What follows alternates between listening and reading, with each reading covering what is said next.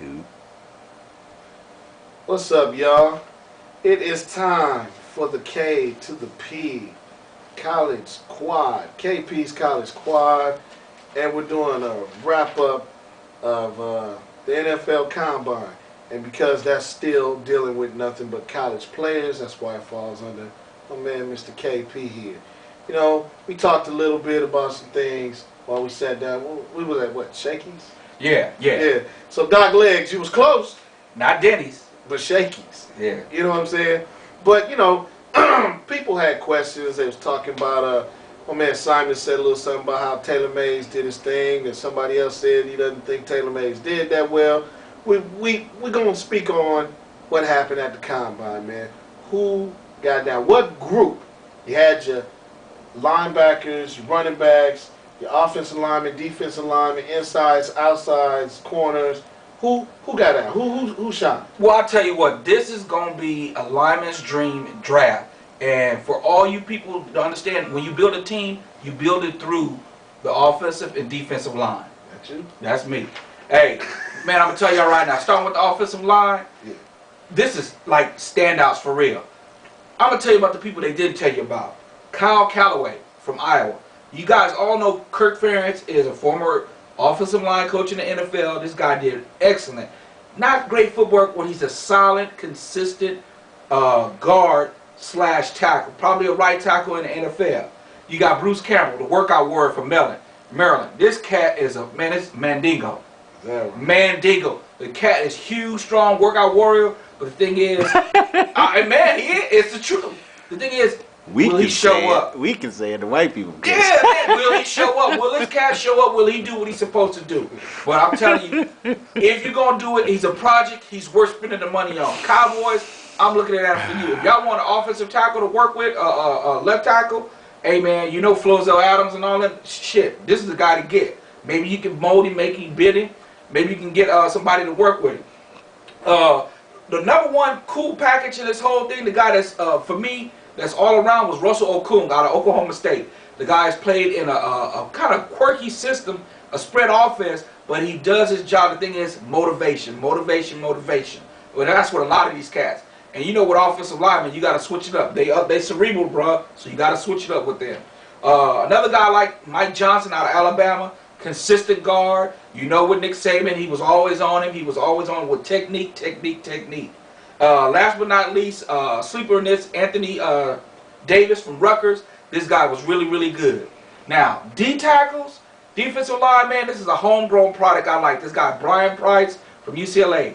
Former high school standout at Crenshaw, former college standout at UCLA, well coached when he was with Dwayne Walker's system. Man, this guy is going to be a mirror of Casey Hampton with the Steelers. Is that right? Guaranteed mirror of Casey Hampton with the Steelers. Nose tackle. Huh? Nose tackle. Not D tackle. Yeah. Nose. Now straight up on the center. Straight up on the center. If you put him in the 4-3 technique, it might throw him up, but when you put him in a 0 technique straight up on the center, it's going to work. You all know about Sue. We know he's going to be the number one man. But I'm telling you, this guy, Brian Price, that's the sleeper. If you want to make some money on him, he's a late first round. I guarantee you, he's going to make somebody say, hey, man, if we get him, we maybe didn't get Sue, but we got this cat and we running with him. Now, another guy that's moving up on the board, Geno Atkins out of Georgia. Georgia produces defensive tackles that are kind of underrated, under the radar, but they seem to shine when they get to the NFL, i.e. Richard Seymour. Right. Yeah. So this guy, Geno Atkins, man, y'all going to be shocked by him. Now, outside linebackers, my man Witherspoon from Missouri. He is in the mold of a Joey Porter. Crazy, wild, up there. So this cat is going to be there to prove something. Just a high-powered motor. High-powered motor. Yeah, exactly. Now, another cat that I like was Thaddeus Gibson out of Ohio State. Sound, fundamental. You know, playing with a sweater vest. He's always going to be about the fundamentals, and he's going to be conservative. So he knows how to stay within the scheme, doesn't over-pursue, and he's a good outside linebacker, but I think he's going to move inside. All right. Another thing we did was the DBs.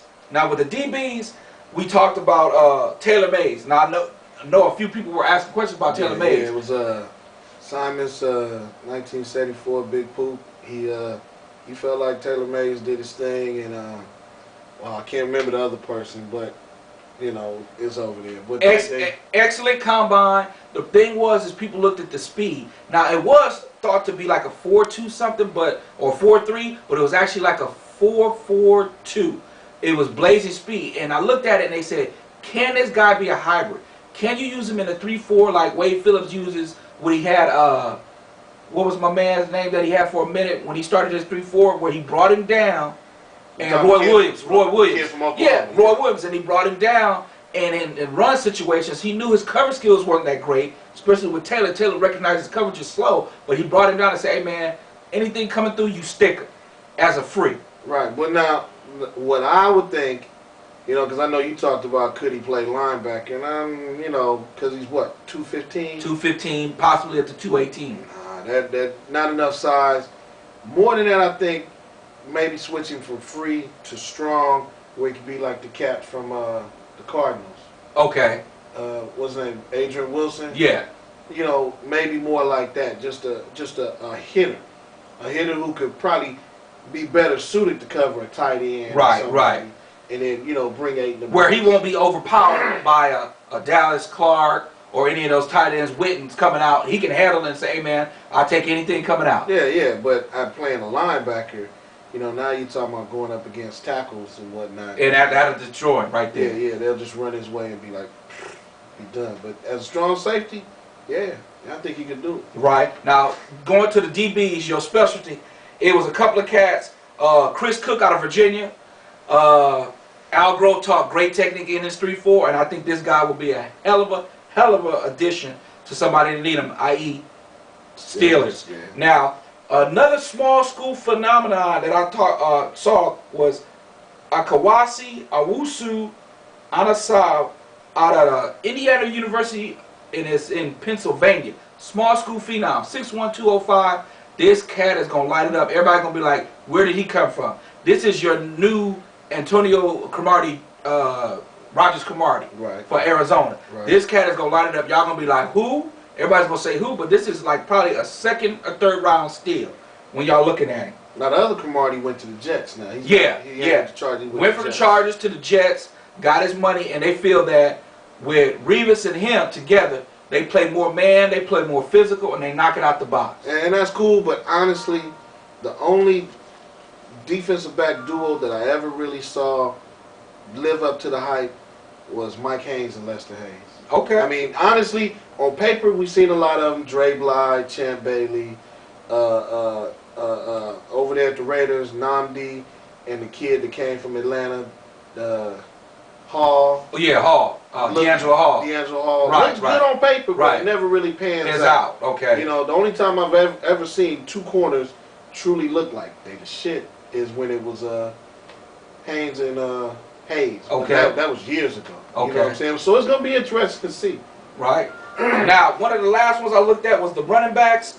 Man, we all know C.J. Spiller is going to be one of those phenomenons. But two people y'all didn't see was Ryan Matthews for Fresno State. A lot of people slept on him. And he is one of those dangerous backs. Everybody's going to be like, who is this cat? Where did he come from? And Toby Gerhart. I know y'all going, Toby? Yeah, that's right, Toby Gerhart, my man from Stanford. This cat is going to be one of those, y'all going to be like, is this my new Riggins? Is this my new Moose Johnson? Return to the glory days. Return to the glory days. White 1,000-yard Hey, man, don't sleep on him. Don't sleep on him. All right. Yeah, shouts out to the white running backs who ran for 1,000. Hey, last but not least, I'm giving a shout to this receiver, Golden Tate. My man, I know you, I feel you, I see you. You're going to shock a lot of people in the NFL. Don't worry about size, don't worry about speed. You got it. And that's my wrap up of the combine. Those are the people that I felt that stand up. That's cool. Oh, and shouts out to, what was that, Emerson Walls and Dennis Thurman? Yeah. On paper, you didn't hear a lot of talk about them. There was two bad boys that played both sides of the corners. That's right. So, you know. Peace out to, what was it, Craig James and the Diesel. What's my man used to run the ball for the Raiders back in the day?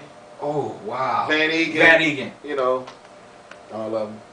I'm getting that sign. I could go on, but we out. KP's College Quad, y'all.